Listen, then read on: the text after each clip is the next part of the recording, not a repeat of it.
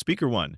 Hi everyone, Mark Stevens here, and today we're diving deep into something that honestly drove me crazy just yesterday at the grocery store. Picture this. I'm standing in the cereal aisle with my kids, trying to decide between two seemingly identical cereals. One claims it's natural, the other boasts about being wholesome, and both have confident check marks all over the box. My 10-year-old Sophie looks up at me and asks, "Dad, what's the difference?" And you know what? I realized I wasn't entirely sure myself. That's when it hit me. If I'm struggling with this as someone who researches nutrition for a living, how must other parents feel? So today, we're going to break down everything about food labels. Not just the basics, but the real, nitty-gritty details that will help you make confident decisions for your family. And because this is a premium episode, we're going beyond surface-level advice. We'll explore actual label comparisons, dig into the psychology behind food marketing, and I'll share some practical shortcuts I've developed over years of research and personal experience. Let's start with something that might surprise you. Those front-of-package claims, they're often more marketing than nutrition. Last week, I was shopping with my son Max, and he pointed to a juice that claimed to be made with real fruit. Sounds great, right? But when we checked the ingredients, real fruit juice made up less than 2% of the product. This is where our journey into label literacy begins. These front-of-package claims are carefully crafted to catch our attention, and they're incredibly effective.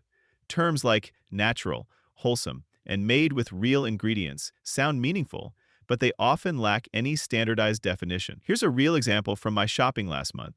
I found two granola bars. One labeled natural was actually higher in added sugars than the regular version. The natural label referred only to the flavoring used, not the overall nutritional quality of the product. Now, let's talk about the most important part of any package, the nutrition facts panel.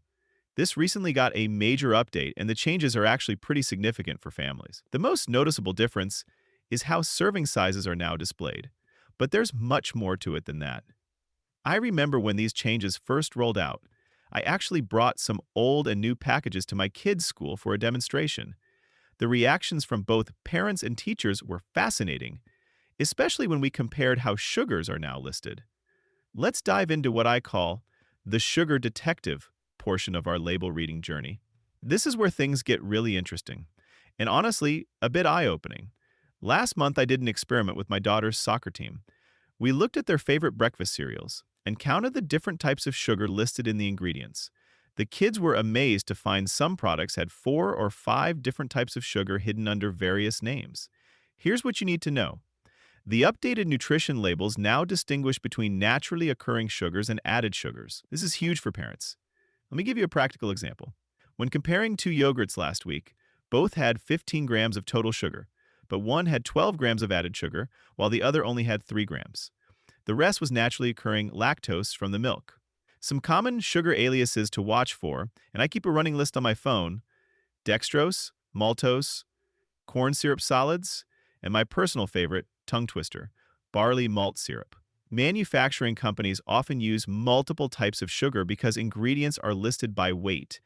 Breaking up the sugar into different forms moves them further down the ingredient list. Here's a quick math shortcut I developed while shopping with my kids. Every 4 grams of sugar equals 1 teaspoon. So when we see a soda with 40 grams of sugar, that's 10 teaspoons. I actually demonstrated this to Max by measuring sugar into a glass. His reaction was priceless, and he still talks about it when we go shopping. Now let's tackle serving sizes. This is where many parents tell me they feel misled, and I completely understand why. Yesterday, I grabbed what I thought was a single-serving beverage, only to discover it contained 2.5 servings. This is a common marketing tactic, and it's exactly why the FDA updated serving size requirements. And here's what I want you to know about serving sizes. They're supposed to reflect what people typically consume in one sitting, not what they should consume. This is a crucial distinction. Take that bottle of juice I mentioned. The label listed 120 calories per serving, but with 2.5 servings per bottle, you're looking at 300 calories if you drink the whole thing, which most people do. Let's do some real-world math here. When I'm shopping for my family of four, I multiply serving sizes by at least 1.5 for my teenagers. This helps me budget both nutritionally and financially. For example, a box of pasta that claims 8 servings usually provides about 5 servings for my family. This matters both for meal planning and understanding the true nutritional impact. Now, for what I consider the most crucial part of any package, the ingredient list. This is where we really separate marketing from reality. A few weeks ago, I was comparing two breads, both claimed to be whole wheat, but the ingredient lists told very different stories. Here's what you need to remember. Ingredients are listed by weight, from most to least. But there's a fascinating detail many people miss. Sub-ingredients. These are ingredients of ingredients, usually listed in parentheses. This is particularly important when looking at things like whole grain blend or seasoning mix. Let me share a real discovery from my own kitchen. I was recently looking at a protein bar my son brought home. The first ingredient was protein blend, which sounds great, right? But in the parentheses, the first ingredient of that blend was actually various forms of sugar. This is completely legal labeling, but it can be misleading if you don't know what to look for. One of the most important aspects of ingredient lists that often gets overlooked is allergen identification. Even if your family doesn't have allergies, understanding how allergens are labeled helps you become a more informed shopper. The FDA requires that major allergens are clearly identified, but here's something I discovered recently. Some companies voluntarily list potential cross-contamination risks, while others don't. This became particularly relevant when my daughter's best friend, who has a nut allergy, started joining us for meals. I learned that spices or natural flavors can sometimes include allergen-derived ingredients. This is why you'll often see statements like contains milk at the end of an ingredient list, even if you don't spot any obvious milk ingredients. Now, let's talk about those chemical names that often scare parents. Last week, a mom in our community forum asked about ascorbic acid in her kid's orange juice. Sounds frightening, right? But it's actually just vitamin C. I've started keeping a running list of common chemical names and their everyday equivalents. For example, tocopherol is vitamin E, and calcium carbonate is just a fancy name for calcium supplement. Let's move into practical implementation. How do we actually use all this information in our daily lives? I've developed what I call the 30-second label scan. Here's how it works. First 10 seconds. Check serving size and servings per container. This is crucial for both nutrition and budget planning. I can't tell you how many times this quick check has prevented me from buying what looked like a good deal, but actually wasn't enough for a family meal. Next 10 seconds. Scan the first 3 ingredients and the sugar content. Remember, those first 3 ingredients make up the majority of the product. Just yesterday, I was comparing pasta sauces and found one where the third ingredient was sugar. Definitely not what I was looking for in a marinara. Final 10 seconds. Check for any red flag ingredients your family needs to avoid. This might be allergens, artificial colors, or specific preservatives, whatever matters to your family. Here's where it gets really interesting, involving your kids in this process.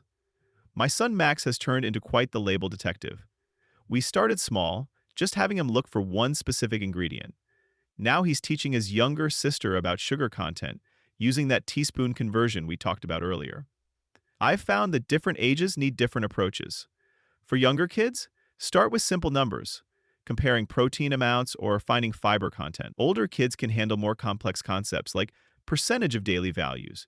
My daughter Sophie now checks labels for her post-soccer game snacks, focusing on protein and carbohydrate content. Before we wrap up, remember this: becoming label savvy isn't about being perfect. It's about making informed choices for your family. Start with one category of food, maybe breakfast cereals or snack bars, and build your confidence there. And hey, if you're enjoying this deep dive into nutrition, make sure to check out our other NutriPlanet podcasts. My kids absolutely love listening to the Flavor Lab while we cook together. Chef Hope makes cooking both fun and educational. For younger children, Once Upon a Plate has these wonderful stories that get them excited about trying new foods. And don't miss Food for Thought with Sarah Mitchell. She just did an amazing episode about getting kids involved in meal planning that perfectly complements what we discussed today. Speaking of staying informed, the NutriPlanet Gazette has been an incredible resource for my family. Each month, we learn about different fruits and vegetables in season, complete with kid-friendly facts and activity ideas.